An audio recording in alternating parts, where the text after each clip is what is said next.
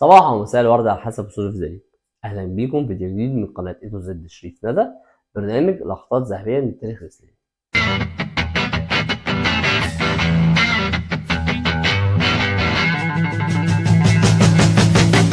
حلقه النهارده هنتكلم فيها عن سيدنا انس بن النضر، اللي هو عم سيدنا انس بن مالك.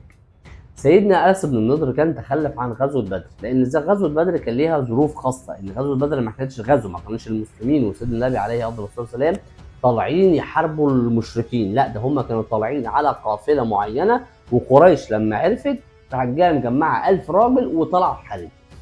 فكان ساعتها الوضع ان كان في 300 صحابي، انهم حتى 300 كان معاهم فارس واحد بس، 300 صحابي قدام 1000، وكانت غزوه المسلمين انتصر فيها على المشركين انتصار ساحق.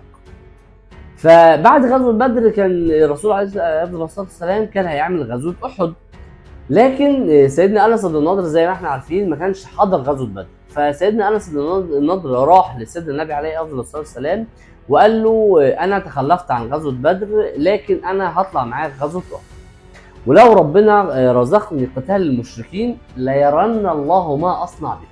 يعني ايه؟ يعني ربنا هيشوف اللي انا هعمله في المشركين. حتى سيدنا عمر بن الخطاب كان قاعد قال له لا تتأله على الله، اللي هو يعني ايه بقى، ما ينفعش اللي انت بتقوله ده. فسيدنا النبي قال له تمهل يا عمر، فمن المسلمين رجالا اذا اقسموا على الله بر الله قسمهم. يعني لو في ناس من المسلمين لو اقسموا على الله ربنا هيبر القسم بتاعهم.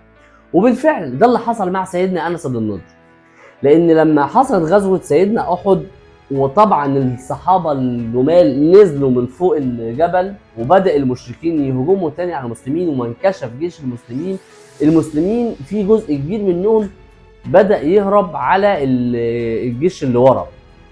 فسيدنا انس بن النضر وقف وبدا يتكلم، اللي بيكلم ربنا بيقول له اللهم اني اعتذر اليك مما صنع هؤلاء، اللي هو قصده على المسلمين اللي هربوا، وابرأ اليك مما صنع هؤلاء اللي هم الكفره. ثم تقدم قابل مين بقى وهو رايح؟ سيدنا سعد بن معاذ.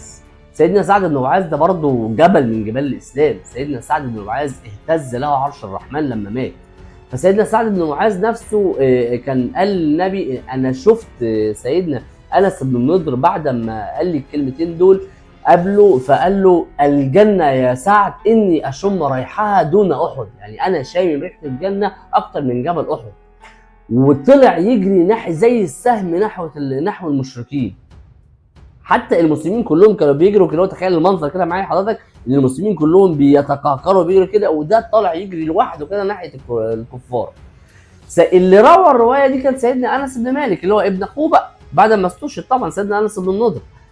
سيدنا انس بن مالك بيقول احنا وجدنا في جسم انس بن النضر 84 جرح من ضربه سيف وطعنه خنجر ورميه رمح ورميه سهم. 84 جرح وهو واقف زي الاسد بيقتل هنا ويضرب هنا ويقتل هنا، لدرجه ان بعد الغزوه وبعد القتال ما وقف المسلمين ما عرفوش دي جثه مين غير ان اخته هي اللي عرفته من صباعه. حضرتك متخيل معايا ان منظر جسم يعني سيدنا انس بن النضر وفى وعده مع ربنا، اللي هو فعلا قال له لأرين الله ما اصنع، ان هو فعلا بدأ يقاتل ويحارب في سبيل الله باسلوب ظهر سيدنا سعد بن معاذ نفسه، وده جبل من جبال المسلمين. حتى سيدنا سعد بن معاذ كان معروف عنه ان هو راجل شديد البأس وقوي، قال للنبي عليه الصلاه والسلام والله لقد فعل انس ما اقدر ان افعله، يعني هو عمل اللي انا ما اقدرش ان انا اعمله.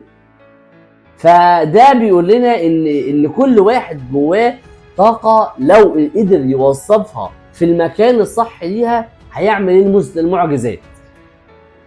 وبس كده يا سيدي، اشوفكم دايما على خير، سلام.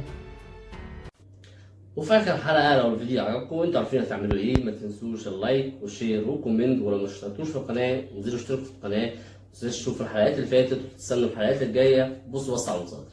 وبس كده يا سيدي.